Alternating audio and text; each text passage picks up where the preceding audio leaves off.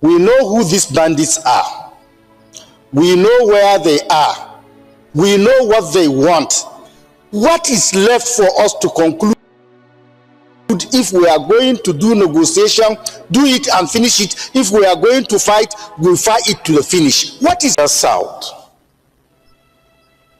The writer, George Orwell, made a very profound statement, which I will quote.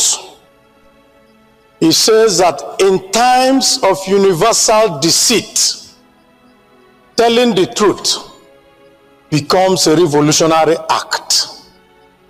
We are being told every day to be patriotic. We are being told here that we shouldn't say anything against. We are being told that, oh, you shouldn't talk about the past. You should focus on the present. Yet, on this floor, rather than focus on what we're supposed to talk about, we go back to say, oh, during 2015, oh, the Chibok girls happened, and oh, we are now rescuing people. People were not rescued at that time. During Chibok, 17 local governments in Katsina were not having palace with bandits. People in Kebbi were not leaving all the rural areas and coming to only the urban areas to stay. People in Naija were not being kidnapped. So why do we need to? At any time we need to talk about the present issues of today. We go back to start to look for excuse for our failures of today. I only want to say, let us do the right thing. We're not blaming this government for what they are finding itself, but it is the government in power, and they should do the right thing. What are the right things? We take only one example. The governor of Kebbi said that somebody ordered troops out and people were kidnapped. Till today, nobody in Nigeria knows what happened, and no question has been asked.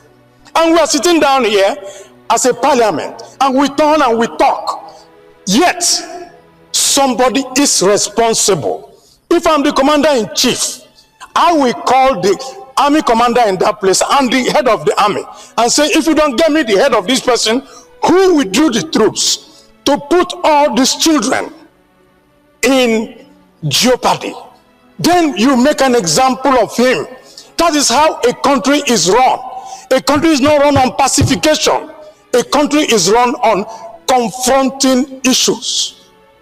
I rest my case. Very happy and sad at the same time.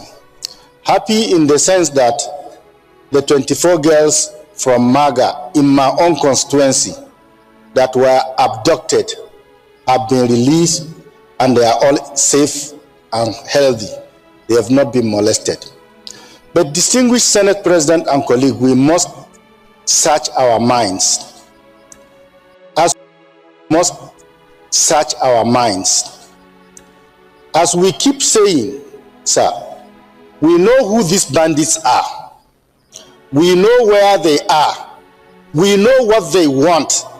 What is left for us to conclude? If we are going to do negotiation, do it and finish it. If we are going to fight, we'll fight it to the finish. What is the big deal? We know everything. Why are we covering? Why are we covering all these things? Why are we covering all these things? And I want to align myself with distinguished Senator Abaribe. Sir, the issue that must take precedence is who withdrew the soldiers from Maga Primary School, on whose instruction. The world want to know, Nigerians want to know, we that is particularly affected, we want to know, sir.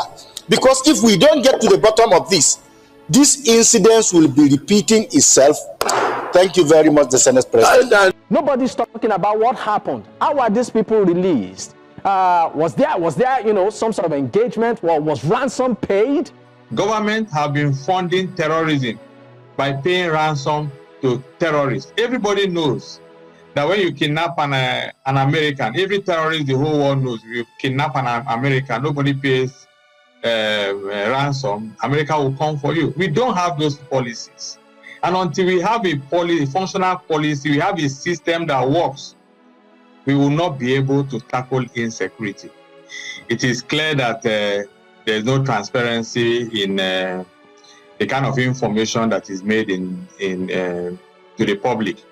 It is clear that the security agencies are lying to us. It is clear that the presidency is lying to us. You cannot be negotiating with terrorists. And obviously they were paid. The reason why they had the resources to carry out another kidnap, shortly after government claimed they tracked them. How would you say you rescued? You paid ransom. We are about to recruit 10,000 police officers again. To do what?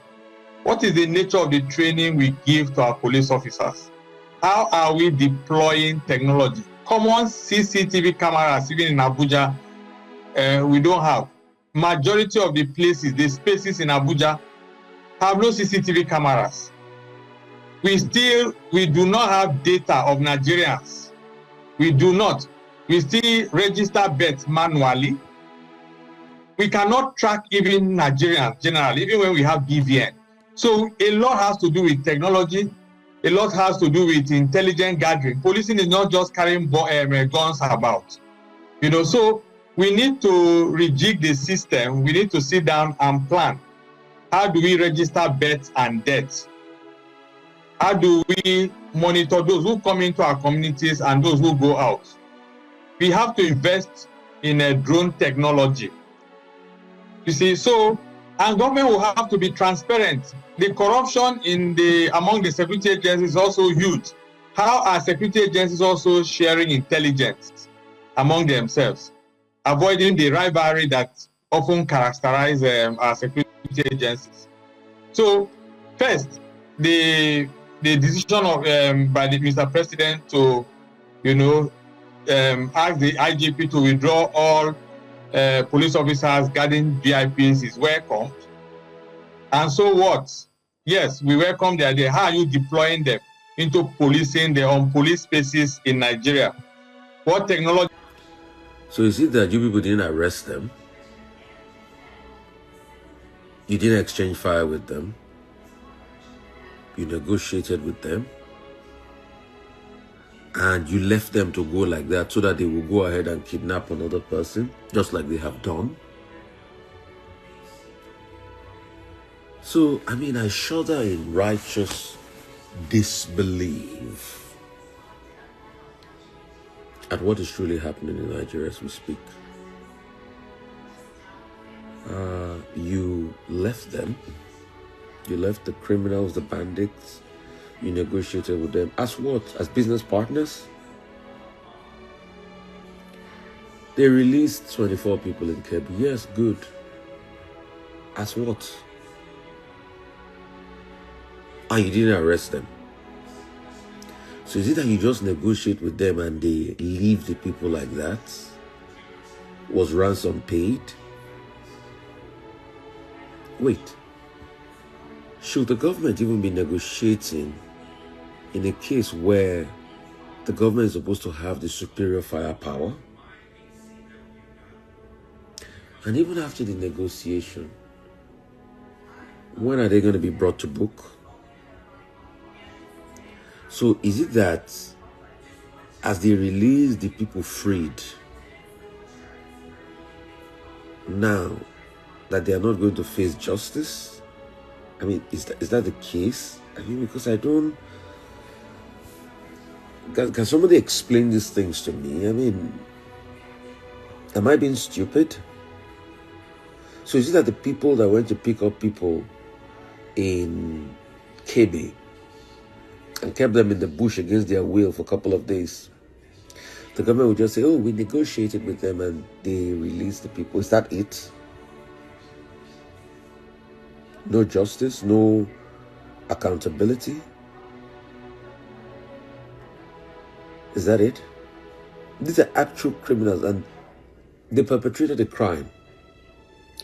But the same government has jailed nnamdi Kanu for life imprisonment for inciting violence. But the same people that kidnapped, took people against their will, the government just had the temerity to come out and say, oh, we negotiated with them, and once they released the people, so once they released the people, that was it, right? I mean, I think maybe I'm not here well. I'm not here well. I'm sorry. So, is that it?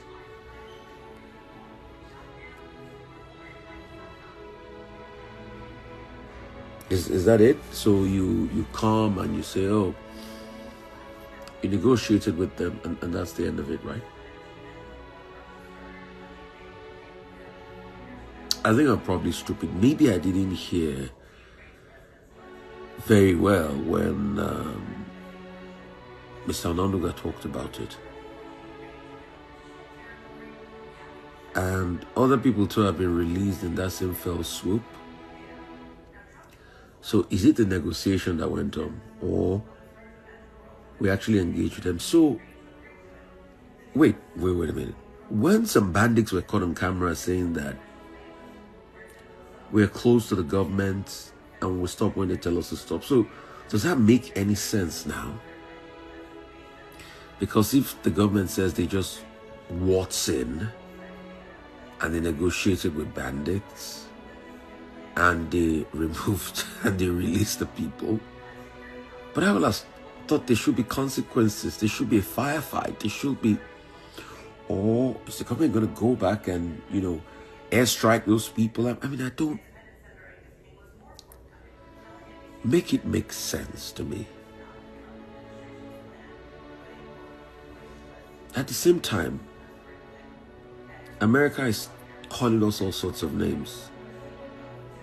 So if the government can negotiate with these bandits and get people back, so does it mean that even if America gives us support, military support, how are we going to tackle the same people we negotiate with? Because if you can just say, oh, we negotiated, we got them back and everything. Before I main video, this is a video of bandits, interrogating or interacting with these 24 school girls from KB State, asking them how many jets flew over you people. They said uncountable. Were you well fed? They said they were well fed. They were taken good care of. And these bandits told these young innocent girls that the federal government could not free them by force, that the federal government negotiated. Imagine such an embarrassment. Though we are speaking in Hausa, the federal government negotiated the amount before they let them go. But Bayon Anoga, I don't know, between him and Laya Mohammed, who is even worse, saying that DSS spoke to them. Who did you speak to? Why didn't you arrest them? A time is coming when their current baptismal name bandits will be transformed to human traders. Before it used to be Boko Haram and all sorts of names, but now we are regarding them as bandits. A time is coming, their name will be human traders. Yes. So you see what the senator Enina Baribe said, and the senator from KB State where this incident happened. Who was the man who ordered the military to leave this school where these girls were abducted? Now, it's not even a blogger who made the claims or allegation. It's the governor of the state, which means that's a classified information. The governor of KB State said that the military was guarding the school when they received an intel that there was a security concern in the place, and the military were given order to leave. Immediately they left. That was when human traders came to pick up these girls, and obviously negotiation was made.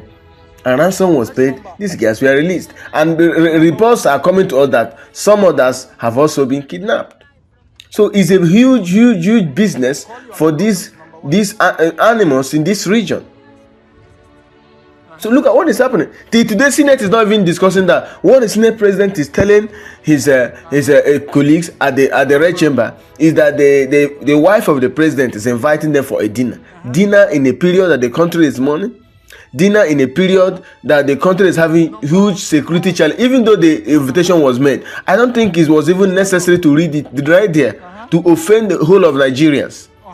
He has all their contacts. 109 senators. It's not difficult. We have WhatsApp group. We have various channels. They have emails. You can email them. You need to read it openly. That are the mother of the nation. The mother of the nation. She's not concerned that young girls have been abducted. Who knows what they went through in the hand of their captors? You know. So a lot is already going on in this country. This senator from Kobe said, we know who they are. We know what they want. So what does the federal... El-Rufai made this claim last 2 months on Arise TV that the APC government is paying bandits.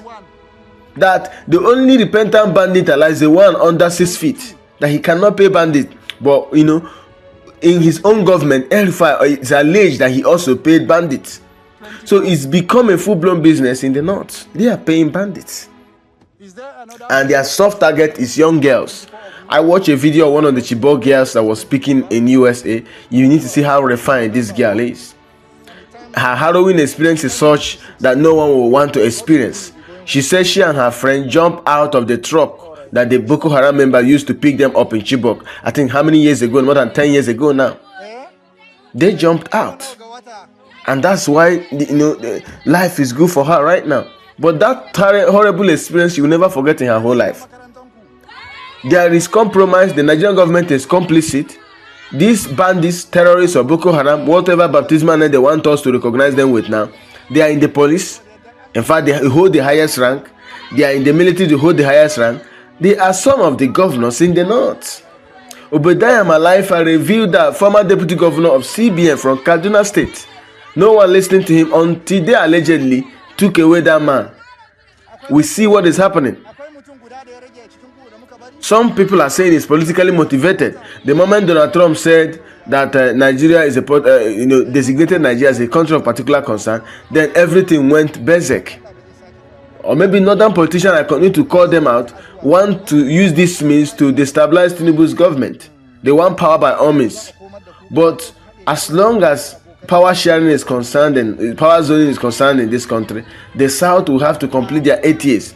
But it's becoming unbearable now. Everywhere is so insecure.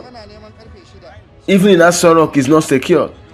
Look at what just happened in US yesterday. How an Afghanistan man went and he shot, two national gas men, shot them down. A report has it that they are critically injured. So something seriously is going on. Now these are bandits. They come with their thousands of bikes. They hold meetings. They are now, like VDN said, his group is fourth arm of government. Maybe we can regard them as fifth arm of government. They are not even hiding. They are going live on TikTok. Yet federal government is not noticing them. The army, the DSS, the police is not noticing them. But somebody out there will just say something about the government. Even though you are in the deepest creek, they will find you there. It's a shame. And like somebody saying, do you want to recruit more policemen or soldiers? What technique are you bringing? Because one bandit alone or two can even take out 5 or 10 policemen. These guys are trained. It's not just about recruiting more police officers, recruiting more soldiers. What new idea are you bringing to the table? Are you going to equip them they want? Bandits have more equipment and ammunition, more than the one the Nigerian soldiers, civil defense, or all the gun carrying, servicemen, or the gun carrying security officials. They are more equipped, more armed than them. So it's not even about trying to recruit more police officers, recruit more soldiers. That's not even the problem. The problem is what other technique. Nigeria has data problem. We don't have data. Look at in the US when Charlie Kirk was shot dead. I think 2 months ago, if I'm not mistaken. What they did, they picked the gun, they took a fingerprint of the person who shot the gun, and they were able to identify it with the guy when his father, submitted him. Tyler Robinson was the one who shot Charlie Kirk. But for them to believe that he's the one, his fingerprint need to match with the one that is in the gun. Before Nigeria will come up with that advanced, operation, it will be maybe in the next 30 or 40 years. So these bandits are all over the places. They are going live on TikTok. In fact, when they are making calls, you could easily track them. But the government is complicit. You have a data problem. It's very easy to track them. They are not hiding. They are interacting with villagers, community heads, politicians. So they are even calling the bluff of Nigerian soldiers, Nigerian policemen, and all of that. So something seriously needs to be done. And that's why I continue to insist that foreign intervention is needed. Yesterday, Guinea-Bissau soldiers seized power. So Guinea-Bissau currently is under military rule. And Tinubu should be worried. Yes, service chiefs was changed horribly. That doesn't change the mindset of so many people. He needs to prove to Nigerians that democratic rule should continue.